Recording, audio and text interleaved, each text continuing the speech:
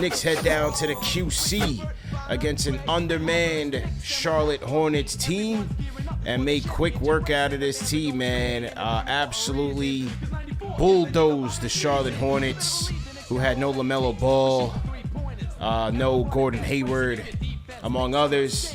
And so Julius, RJ, and 5 other Knicks players who had double figures made quick work out of these Charlotte Hornets, man. Knicks get 3 in a row, 121-102, an absolute easy victory in Charlotte.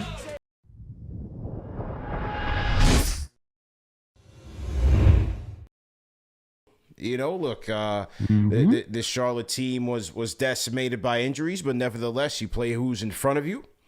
And despite that, I still like how the Knicks approached this game. They saw roadkill in front of them, and they took advantage of it. Julius, once again, continues his hot play with 33 points. I loved RJ's approach to this game. He finished tremendously well tonight, had a couple of dunks. He was playing above the rim. And even more importantly, what I like to see about RJ is his facilitating. 4 assists tonight. Found Hartenstein for a couple of easy buckets.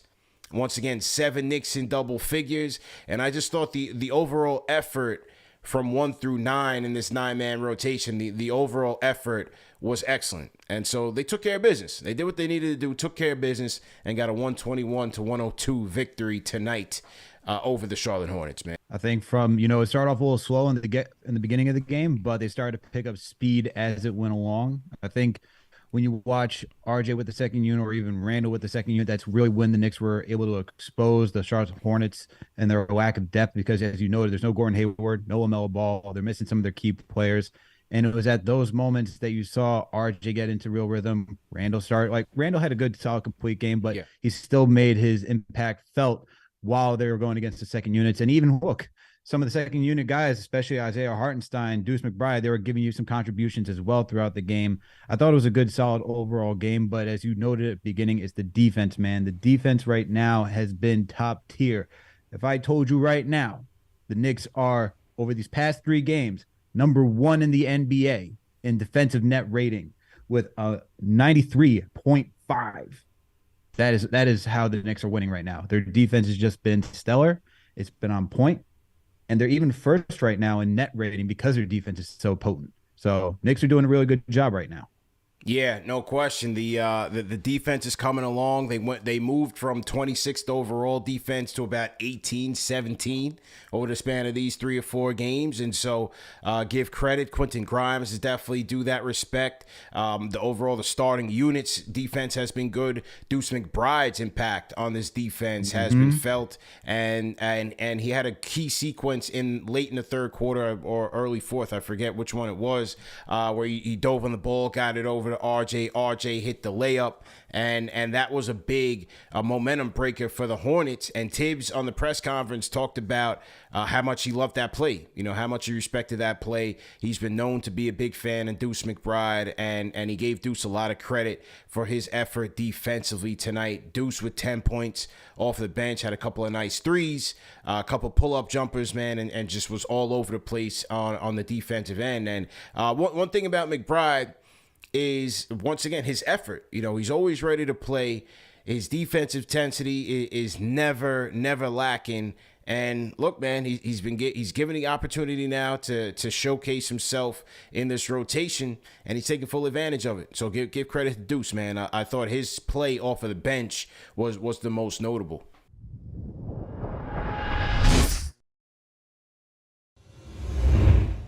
Tonight's win was, you had to take care of business, honestly. Yes. The 3-game winning streak, and you took care of business. Randle with 33 points. He had to perform tonight. RJ with 26. You're seeing some improvement there, but these 2 guys have to perform to their contracts, and you have to take care of business. Like what you said, these are bum nights. Now I want to go to Quentin Grimes, Jericho Sims, Miles McBride and Emmanuel Quickly. When those guys were on the floor tonight, I saw a defensive intensity that we needed to not only win the game, but moving forward, that Tibbs needs to utilize in coming up on Sunday against the Kings. Now, that was just great to see. That was just great to see from all of them. Jericho Sims, the way that he defended with Hartenstein, to alter shots, and then obviously Miles McBride and his defensive intensity. The dude's a pest. Jeez, like the way he was interrupting Terry Rozier, it was like, oh my lord! It was almost like you were watching Chris Childs or Gary Payton in a way. I don't want to overhype the guy. I know it's been a few games for him, but that's that's what I see in the guy. Now with CP, I'll have to give you credit for what you said on Ian Begley's show the other night in terms of peeling it back. Listen. The Celtics, how many times, I have to give this for food for thought to all of our fellow Knicks fans, how many times did the Celtics have to peel it back in order for them to get the players in Brown and Tatum to the point that the Celtics are now Eastern Conference contenders, and they're favorites they're one of the favorites to win in the packed Eastern Conference. Yeah, people in the chat say, accept these wins, embrace these wins. I do that, Al. I never root for this team to lose. I will never root for the team to lose on a given night. When I sit here and I watch these games, I will want to see this team win. But in the long term, I say peel it back. The long-term prospects of this team, I say peel it back. The thing about the Celtics is, remember, they had went through some tough years. Some very lean, tough years, right?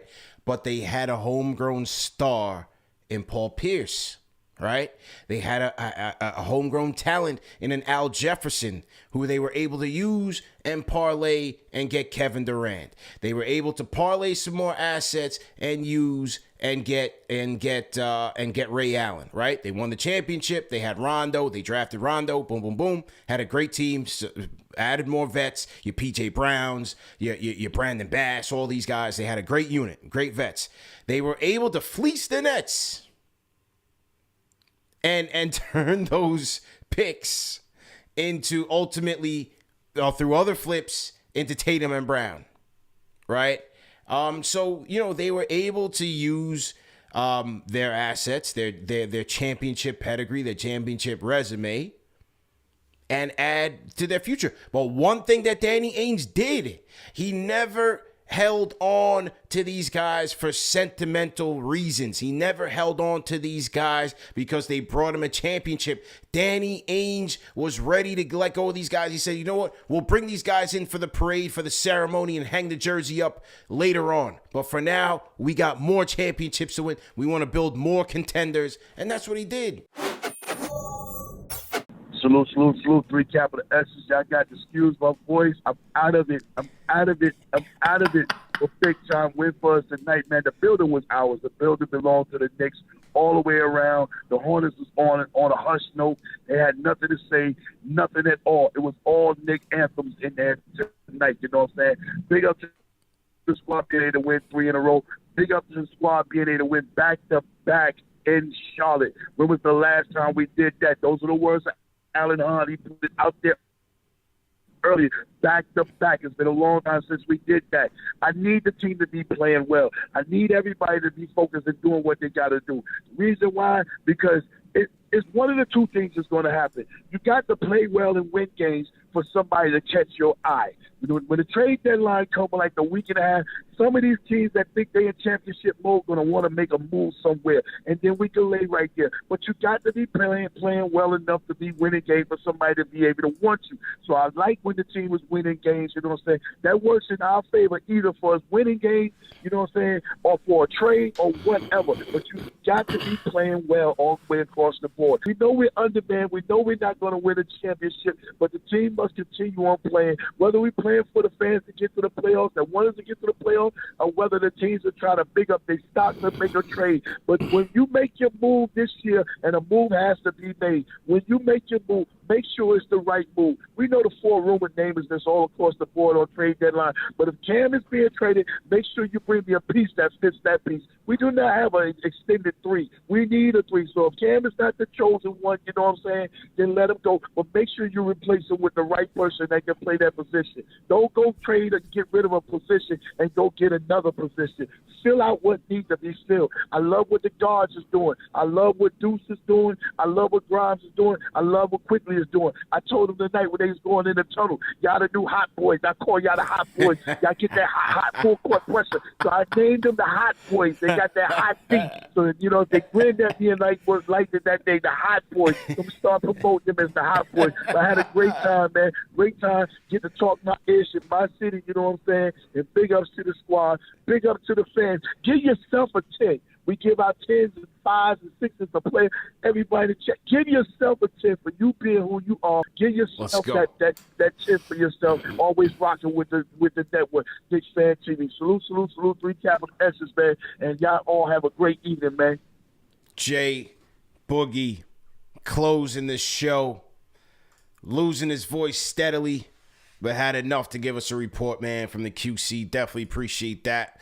Great report. Hot Sacramento Kings team coming into town. Very much looking forward to this matchup on Sunday. And we'll see you guys here, man. Keep it locked. Number 1 show for the fans by the fans. Remember that your show is available in audio podcast format, so never have a reason to miss it. And manscaped.com, promo code KFTV for 20% off plus free shipping. And also prizepicks.com, promo code KFTV for a 100% match in your deposit of up to $100, man. So we will see you on Sunday. Great show, everybody.